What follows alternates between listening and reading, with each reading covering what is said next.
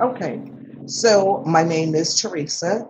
I do have an issue with Flexshopper. I'm not satisfied because I feel like the terms of their agreements are not clear. They do not make it clear to the customer what you're actually signing for. So for me, it ended up costing a service that cost a little bit over $1,000. I will be repaying the balance of that at almost over $2,500.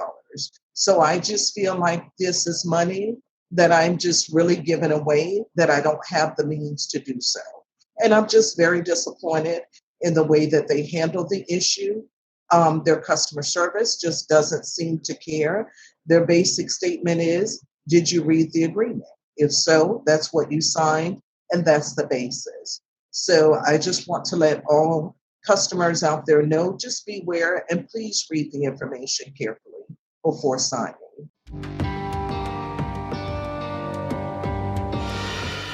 I just don't think that they make it clear in the agreement what you're actually signing. So I just think that their terms just need to be a little bit more clearer, and the information that's important to the consumer actually needs to be highlighted, made bigger, so that you're not like myself, just totally unaware of what you've actually signed. Because I thought that I knew exactly what the terms were. And upon speaking with them, I found out that it was just totally different. And if I had truly understood, I never would have made that agreement. Okay, can you tell me more about the terms and why you are not satisfied with them? Definitely, definitely, Nadine, because I was under the impression that once you paid off your balance, you were done. Because what happened is I actually have been unemployed for about 4 months. So I started a new job, and it basically it's a commute. I'm commuting about maybe 20 miles a day to and from work. So I definitely coming off of a status of being unemployed. I knew that my brakes, my car definitely needed to be repaired.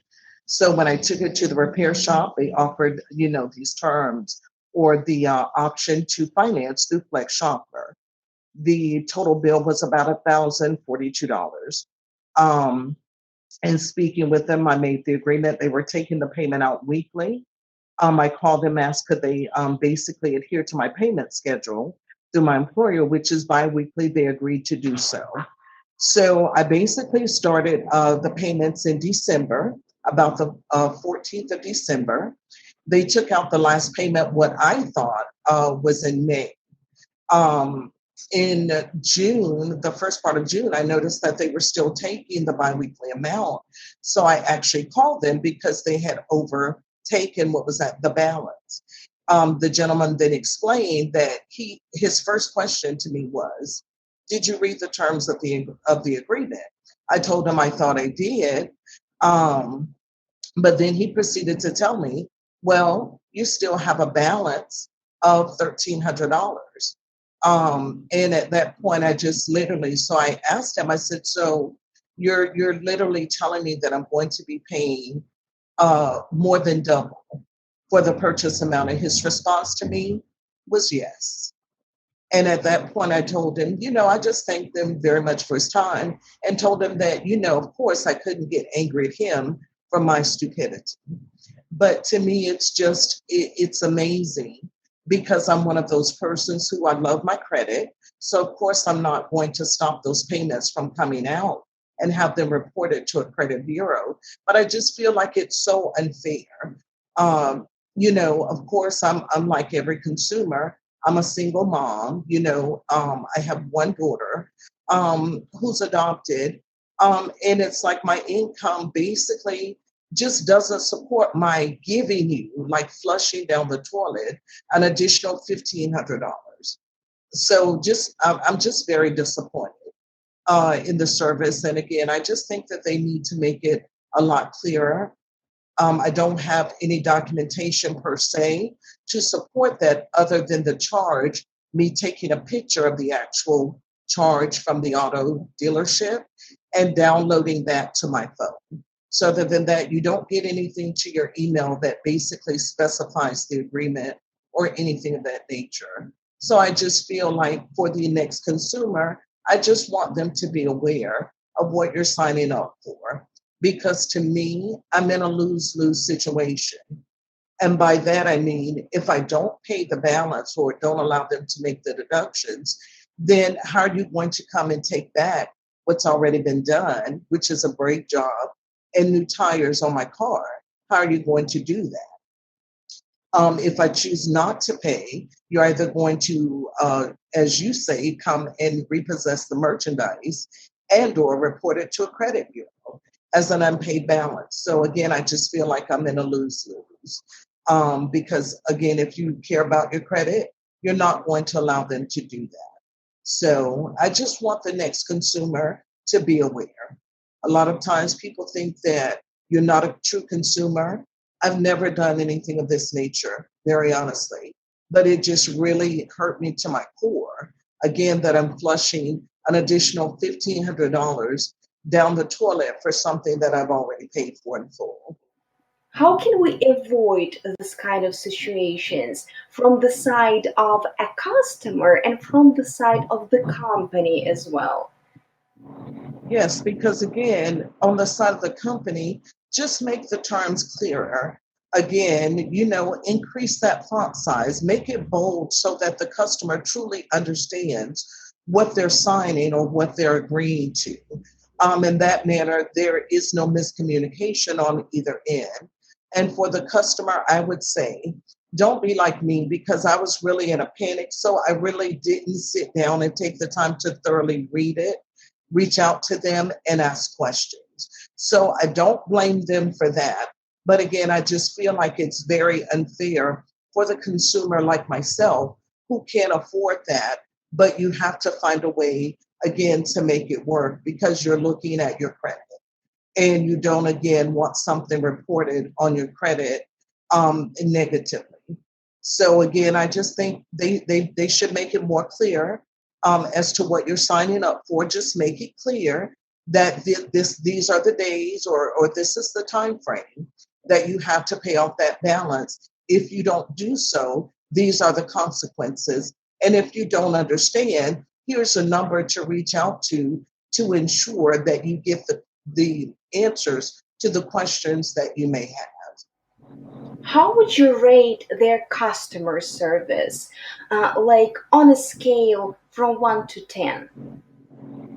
I would actually rate it as a one. And I say that, Nadine, because I work in customer service. And when I called this particular gentleman, there was loud music playing in the background. So he actually had to turn it down with me on the phone. So it took a moment. And then it was like, just have a little bit more compassion. Don't just tell a customer, yes, you're right. Just have a little bit more empathy to say, I understand maybe it wasn't explained clearly. I apologize for that. I didn't receive any of that. It was just basically, this is what it is. So again, just a little bit more compassion because you do have persons that may not understand, but at least let me know that you do sympathize and or empathize with me. Give me some options. There were no options provided. This is just basically what it is. Deal with it. And what option would satisfy you eventually? Yeah, what should they do to make you satisfied?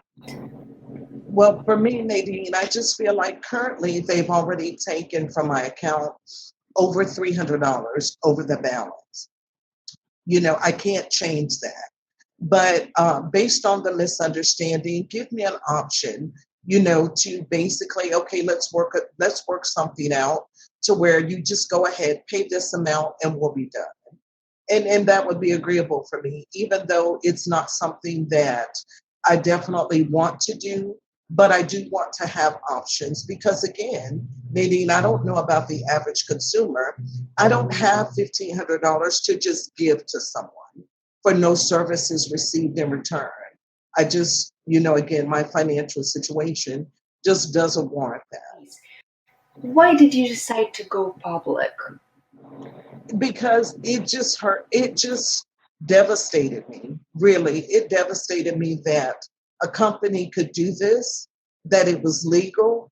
And as a consumer, there was really nothing that I was able to do about it. You know, again, my option would be to close the account, stop the debit from coming through. But again, then you're going to have a negative report via your credit reporting. So I didn't want that to happen. But again, I'm a real consumer. I've never done this before. Very honestly, never. But it just, again, just totally surprised me that a company could basically do this and it be legal. And again, as a consumer, you just feel helpless, like there's nothing that you can do. So I felt like, honestly, my only platform was to go and put that information out there. So I can truly say I never heard of PissedConsumer, but it just made me feel so much better that I had a platform to put my comments and the way that I felt and what had happened to me, so that at least if I could stop the next person from having to experience that, that gave me a little bit of satisfaction, very honestly.